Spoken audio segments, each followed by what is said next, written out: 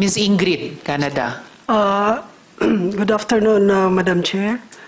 I'm also invoking my rights to remain silent. All right, salamat Ms. Canada. Ms. Jacqueline Roy. Thank you for this opportunity, Madam Chair. Still, my answer is the same. I am invoking my right to remain silent and the right against self-incrimination. Thank you. All right, salamat Ms. Roy. Ms. Pauline, Canada. Good afternoon, Madam Chair. And also, Madam Chair, with all due respect, I'm invoking my rights to remain silent and against self-incrimination. Thank you. All right, salamat din. And Ms. Semanias. Good afternoon, Madam Chair. Also, I invoke my right to remain silent po. All right. So, at least binigyan kayo ng komite ng pagkakataon na magkomento sa alinman sa mga testimonya ng mga victim survivors. So, anyway. So, maraming salamat sa inyo. So, pwede ba tayong dumako ngayon sa mga government agencies natin? Sa DSWD? Nasaan po yung resource person ng DSWD? Si Ms. Charito Esteban. Nakapagsumpa kayo kanina, ma'am? Okay, salamat po. So, Ms. Charito, narinig po natin sa ilan sa mga victim survivors natin yung tungkol sa trafficking operations, lalong-lalo na halimbawa para dun sa tinatawag na Month of Blessings, na nagpapatuloy pa rin yun kahit habang dinadaos natin itong investigasyon. May mga efforts po ba ang department para i-address yun? Good afternoon, Madam Chair. With regards to the trafficking and abuse made, conduct a rescue in Region 11, in Davao in particular, it's not happened that particularly in our office standards bureau, but it is in collaboration with our DSWD Field Office 11. We will submit a report regarding this matter with regards to the collaboration with our field offices po. Thank you, Madam. Okay, salamat po. At baka pwede ring habang nagbabudget hearings ang Senado para kung may anumang mga programa na nag-a-address kumokontra sa trafficking operations sa ilalim ng department, ma-check din po ng Senado o ng buong Kongreso na sufficiently supported yon. Okay po. Ano po yung... narinig din po natin mula sa marami-rami sa ating mga victim survivors na yung Children's Joy Foundation ay ginagamit bilang front para pilitin yung mga bata na maglimos at mag-caroling para mag-fundraise. So, ano po yung status ng accreditation ng CJF? Registered pa po ba yung foundation sa department?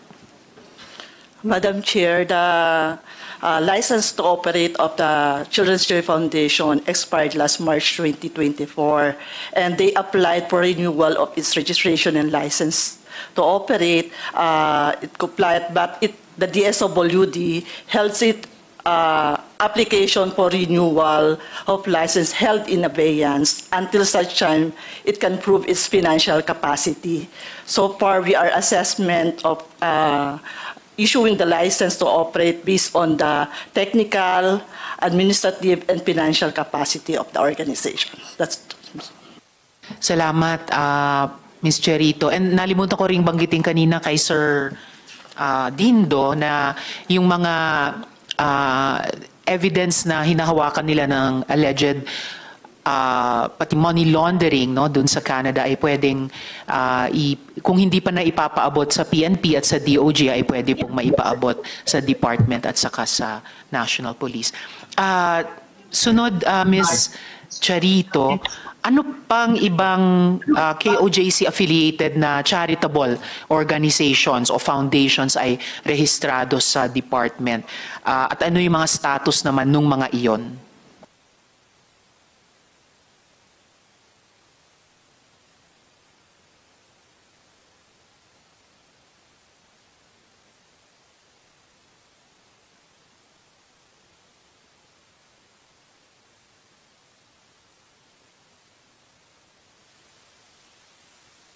Based on the last hearing po, 3 organizations were mentioned to include Children's Joy Foundation Incorporated, which is now the license to operate already expired, and with regards to their children already transferred to other residential facilities. So currently they are stopped operating now. The 32 children under their supervision is now transferred to other residential facility registered licensed by the DSWD or reintegrated to their respective families as well as to place in the foster care families po. The other organizations mentioned previously are the Alay sa May Kapansanan and Handog ng Pagmamahal. Both of them are with expired license and already delisted from the DSWD registration roster of registered and licensed social welfare development agencies, which were already referred to appropriate agencies like Securities and Exchange Commission. Thank you po. We'll give the jurisdictional personalities po. Thank you. Salamat po, Social Welfare Officer Charito. And kung meron mang sinaserbisyohan talaga dun sa Alay sa May Kapansanan, na i-refer na rin po ba sa ibang mga Persons with Disabilities Foundations na maaring mag-partner din sa kanila? So far, nung nag-validate po, non-existing naman po doon sa location po. Thank you po. Okay, I see. Ano po yung medium at saka long-term plans ng DSWD sa pagtulong sa rehab at saka reintegration ng mga trafficking survivors, lalo na yung mga babae at bata? Or bahagi po ba yon sa report na isasubmit nyo sa komite? Madam Chair, yes po, will be included in that report. Thank you po. Salamat po.